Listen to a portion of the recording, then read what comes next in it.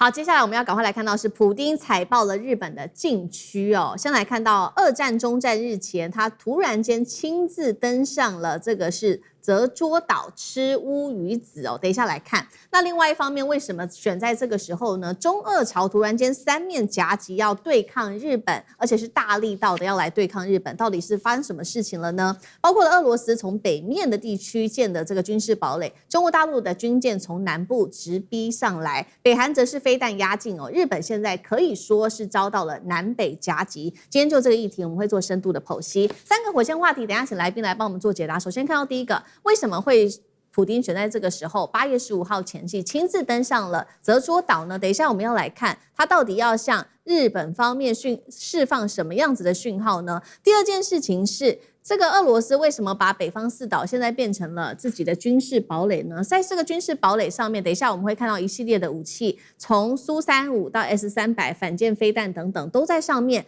它是要把日本徹底的擋在北方之外嗎？第三件事情就是中俄朝的聯合抗日了，是不是日本現在是三面受敵呢？今天就這些議題，我们都會有深度的剖析。好，來看到的是前腳普丁才剛完成太平洋艦隊的軍演，結果呢後腳是立刻選在8月15號這一天，特別的敏感，就是因為它是在二戰的結束紀念日之前的前夕登上了日本所主張北方四島之一的澤捉島。好，這一次的訊號備受關注，因為呢，普丁不只是走走在當地的學校啊，看看醫院、水產加工廠而已，還有品嘗烏魚子啊等等的，他直接是把國旗給帶進來，並且插上去了。這個舉動讓高市早苗非常的憤怒，他說絕對不可以接受這樣的舉動。普丁則反嗆，日本對北方四島的主權主張是毫無根據的。好，這個是我們看到照片上普丁的一系列動作，吃烏魚子啊，還有插這個俄羅斯的國旗等等。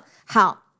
那麼我們要看這座島為什麼這麼的重要呢？我們先來看一下它的地理位置哦。澤捉島在這邊，那這邊就是北方四島，日本就在這個位置哦。那我們先來看到它的島嶼的面積是超過了3000平方公里。之所以特別重要，是因為它在天然的戰略鏈上面具有非常重要的地理位置，是一條像是海上長城的一個地理位置哦。連接的是包括了北海道到鄂霍次克海，還有西太平洋等等的地區。那再來看到是鄂霍次克海對於俄羅斯之所以重要，是因為它核潛艦在這邊長期活動。那北方四島這邊又有非常多重要的戰略資源，除了漁場之外，還有礦產跟地熱等等，也難怪俄羅斯這麼的重視這樣子的一個地方。而當時的現在跟日本跟俄羅斯的爭議就在於，蘇聯當時對日宣戰，進攻了這個千島群島之後，就佔領了這邊的北方四島。但是日本始終主張說，北方四島並不屬於日本在戰後放棄的千葉群島啊。所以今天節目一開始，我們先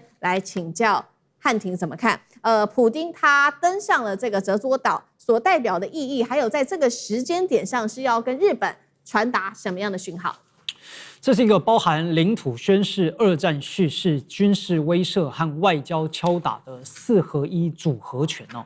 第一個，普京作為最高的元首到了這些地方，而且呢，他做的都是日常性的民生動作，什麼吃魚子醬啦、學校、醫院、工廠，這表示這是我俄羅斯的常態疆域啊。我們普通俄羅斯就在幹這件事情啊。那我身為最高領導人來看看老百姓過得怎麼樣，這本來就是我的地盤，這不是我們要跟日本還談判的，或者是模糊的，沒有模糊的。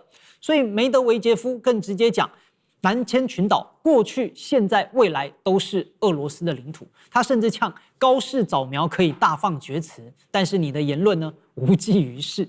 好。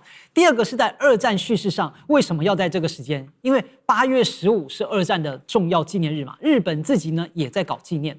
所以正是選擇在此時此刻啊，他前2天呢秀肌肉搞軍演，然後就來到北方四島，那也幹嘛呢？也是要在強調整個二戰事情當中，你日本是戰敗國，並且呢，普京也說了，這北方四島是在二戰結果所確立的現實，日本主張毫無根據。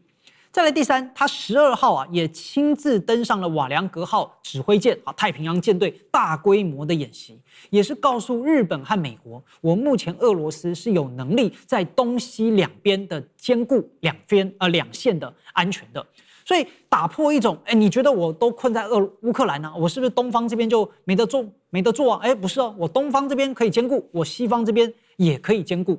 在第4個，當然就是外交敲打。因為日本在8月4號最新版的防衛白皮書首次把俄羅斯當成威脅的主要來源之一。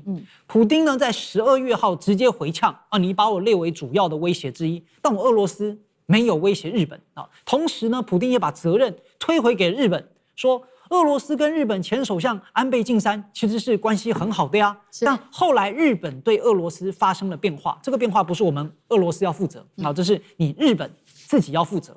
所以他既展現了強硬啊，然後呢也強調了說要溝通也是可以溝通。普丁說，俄羅斯準備尋求啊，就是這些北方四島、南千群島問題的解決方案，希望能跟日本締結和平條約。那啥呢？那就是日本必須要先放棄他的領土主張，放棄跟隨西方，那我們當然就可以談。那可能嗎？日本當然不可能放棄。而且這一次日本的反應啊，有點拉扯。抗議的很響，但能動的很弱。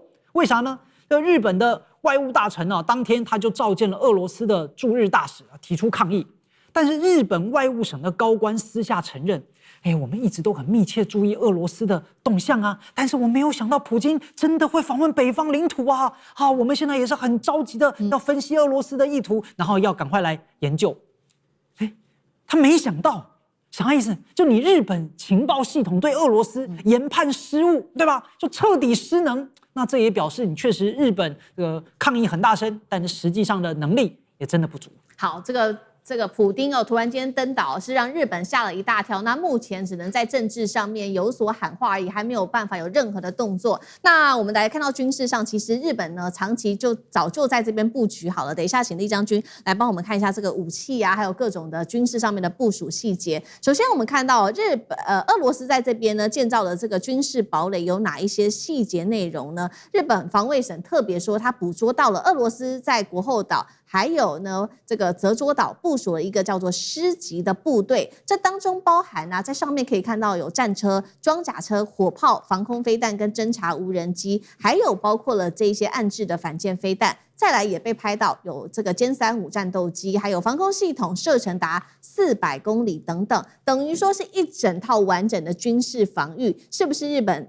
是不是俄羅斯正在把北方四島這邊打造成一座可以遏制住日本北方咽喉的軍事要塞呢？那酈將軍怎麼看？各位知不知道，日俄兩國到現在從2次世界大戰之後到現在一直雙方都還沒有簽訂所謂的和平協議。所以說理論上面日俄雙方現在還是在交戰的狀態，因為沒有簽任何的和平的協議。那為什麼沒有簽呢？就是因為這個北方四島的領土爭議問題，到現在沒有簽。那首先我們要從這個北方四島跟各位介紹一下它的戰略位置。我們看一下這個北方四島這個由北邊最北邊這邊到最南邊這邊長大概是有1500公里左右那中間總共有52個島。大家可以看到很清楚，這個分別這邊是鄂霍次克海，這邊是太平洋。那這個俄羅斯他們主要是太平洋艦隊主要部署是在鄂霍次克海，在庫頁島這邊，這個是庫頁島。從這邊來講，這是他潛艦活動的基地。他如果要出太平洋的話，勢必是要穿過千島群島。那日本跟美國想要將俄羅斯堵在這個鄂霍次克海之內的話，就必須要控領整個千島群島。這個道理就有一點像琉球群島這邊日美想要借着琉球群島這個阻擋住中國的海軍出太平洋、出第一島鏈，道理是一樣的哈。這是第一個，是地理上面的重要性，我們先了解。第二個，我們講歷史上面，為什麼雙方到現在爭議不斷？在1855年的時候那個時候日俄兩國曾經簽了和親的友好的條約那時候因為俄羅斯你知道，他這邊是面對的是歐洲，這邊是面對的這種亞洲嘛他那時候歐洲來講，其實對他來講比較重要，不管是拿破崙曾經征俄，或者之後來講的話，包括希特勒曾經征俄，所以他重點是放在歐洲。那日本這邊東亞洲這邊，他就跟日本簽訂和好條約，但是簽訂和好條約什麼？他整個千島群島，他都是劃歸同意給日本，都給日本。這是1855年，但1875年的時候這個日本也釋出這個善意了他將庫頁島給俄羅斯，就是雙方呢1875年，俄羅斯擁有庫頁島，那日本擁有整個千葉群島，大概在1875年的時候是這樣。可是，在1905年的時候就有改变。1905年發生什麼事情呢？日俄戰爭哈，這個俄羅斯戰敗，日本除了說控有千葉群島之外，他還佔領了這庫頁島的南部哈。這是日本那時候，這個1905年日俄戰爭打完以後，他佔領了整個庫頁島南部。但是沒想到哈，在1945年的這種2月份的時候，2月份哈，這個美國因為20次世界大戰為了要打敗日本，他希望說是俄羅斯對日宣戰，所以那時候有一個會議叫做雅爾達會議。在雅爾達會議的時候，這個美國總統答應俄羅斯說是答應那時候叫蘇聯，如果說你宣布對日作戰的話，那戰後如果勝利，他就將所謂的整個千島群島那時候還是日本佔領的，就把千島群島這個劃歸給俄羅斯這是2月份的時候。在雅爾達會議那時候，這個美國總統答應蘇聯，但是沒想到2月份開完會以後，在8月9號的時候，美國對日本投下兩顆核子彈原子彈呢，廣島跟長崎丟了2顆原子彈，那一丟下去之後，俄羅斯馬上宣布對日宣戰，一宣戰之後，各位看一下，8月9號投下來，他立刻宣戰，在8月15號的時候，日本就投降，然後俄羅斯就佔領整個千葉群島，整個佔領到。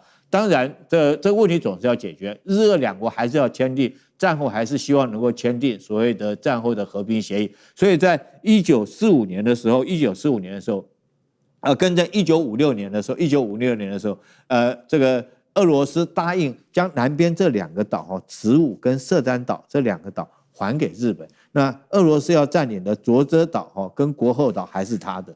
那為什麼俄羅斯要佔領，還是要保有國後跟澤捉呢？因為這個海峽非常重要，這個海峽是不動海峽，冬天的時候它不結冰的。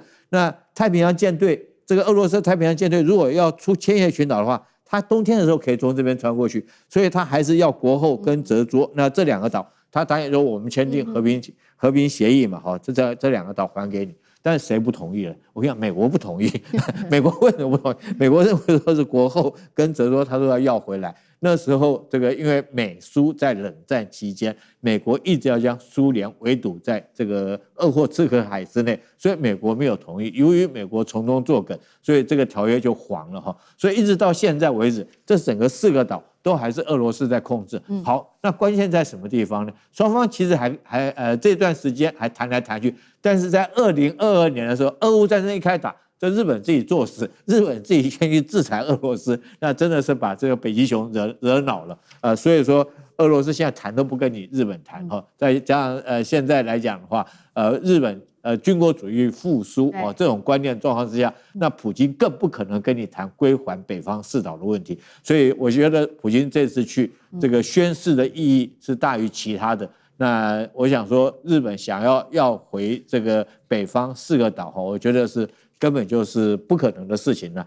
那普京大概這方面也不可能會答應，因為我們看到普京在東邊，對不對在歐洲那邊他要這個頓巴斯，然後在亞洲這邊，他就一定會確保他的這種千島群島在他的領土管轄之下。好，所以沒錯，現在我們也看到說，就是因為剛剛將軍特別提到了日本的軍國主義復甦之下，現在不僅僅他要面對於來自於俄羅斯的壓力，還有包括了中國大陸跟朝鮮等等。那中國大陸的部分，我們知道7月份當時不是有中俄的聯合軍演嘛？當時大陸出動了055、052D 啊、903補給艦等等，甚至052D 在沖之鳥這邊還發動了一個機炮射擊哦。那俄羅斯的方面，他當時的軍演則是從北方的這個北方的這邊來進入哦，所以等於是說現在面臨了3重壓力嗎？來自於中國、北韓跟這個俄羅斯的壓力，幹哥怎麼看？好吧，對不對？剛剛李將軍講得很清楚啊，成也美國，敗也美國啊。為什麼？因為當初如果在1945年2月的時候，雅爾達密約簽訂，美國那個時候正是拜託俄羅斯，你趕快給日本施壓，不然的話，我跟你講哈。我們美軍登陸日本，預計要動員100萬兵力，還不見得能夠打贏。所以那時候有時空背景，急切的希望俄羅斯出兵。俄羅斯那時候就講：好，既然這樣子的話，我告訴你啊，那個北方四島都是我的，千島群島本來就是我的，那通通都是我的，還有各種各樣的，都要讓美國讓步。後來美國跟羅斯福總統跟丘吉爾首相都讓步了，所以名正言順的在戰後就拿下了這北方四島。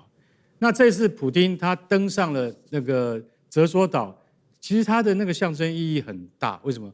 他去看了學校、醫院哦，還加工廠，看了这麼多地方，就是再次宣示說，我們不可能會把這個地方還給你，除非外星人入侵，我才有可能。因為這本來就是我們這個俄羅斯的領土啊。那當然，在日俄戰爭，也就是在120年前，1905年的日俄戰爭，那是有歷史淵源的。那時候，俄國打敗了，俄國真的徹徹底底被東鄉平八郎給打敗了啊！所以在那個時候，俄國是非常恥辱的。那在2次大戰之後，也就是過了這麼多年之後，拿回了北方四島。所以說，這北方四島對於俄羅斯的戰略意義而言，不言可喻。可是你看到剛才厲將軍有把那個地圖展示給大家看，你就會發現說，天哪，這4個島，國後、澤捉、池武、色丹，距離日本這麼近，怎麼可能會是俄羅斯的領土呢？那我今天也反過頭來講，沖繩島距離我們台灣比較近，為什麼它也是日本的領土呢？更不要講西表島，更不要講與那國島，還不是通通？那距離我們台灣的彭佳嶼才多少公里而已，現在也是日本領土啊。所以日本一向侵略別人，不要講別人侵略他，這是反過來的。所以像中國現在強大了，我們有055跟052D 的編隊靠近了日本的中國海峽，然後日本就哇哇叫，然後普丁登上了澤索島，你也哇哇叫。現在這個金正恩他的飛彈也對着你，你要不要哇哇叫？三方勢力對於日本而言，坦白講一句，都不是高市早苗得罪得起任何一方的。任何一方他都得罪不起。當然，俄羅斯這次精銳進出啊，光榮級巡洋艦都出來了，還有那個無畏級那個巡防艦也都跑出來。你曉得，普丁已經拿最後的本了，拿出來跟你搏了。我也是真的覺得說，他這次去到那個澤索島哈，他這個就是說怎麼講，作為俄羅斯總統的那種身段還是在的。不過我說句實在話，太平洋艦隊要趕快重新整頓一下，因為俄羅斯的太平洋艦隊艦艇數已經不夠了。在面對日本的海上自衛隊的時候，其實老實講一句，他已經落後很多了。這是普丁必須要注意到的地方。好，謝謝乾哥。那我們休息一下，馬上回來。觀眾朋友們，我們要開會員頻道啦！因應呢美中、中東還有印太的亂局，你看到的是新聞，我們看到的是背後誰在操控這個世界。加入會員可以取得獨家視角的通行證，你將優先取得更深的觀點判讀，包括了核心真相分析、歷史脈絡拆解、局勢推演邏輯。同時解鎖會員勳章、優先互動權、問題解析、幕後花絮，支持我們制作高品質的影片。點擊下方的加入鍵，一起成為戰友吧！我們會員頻道見。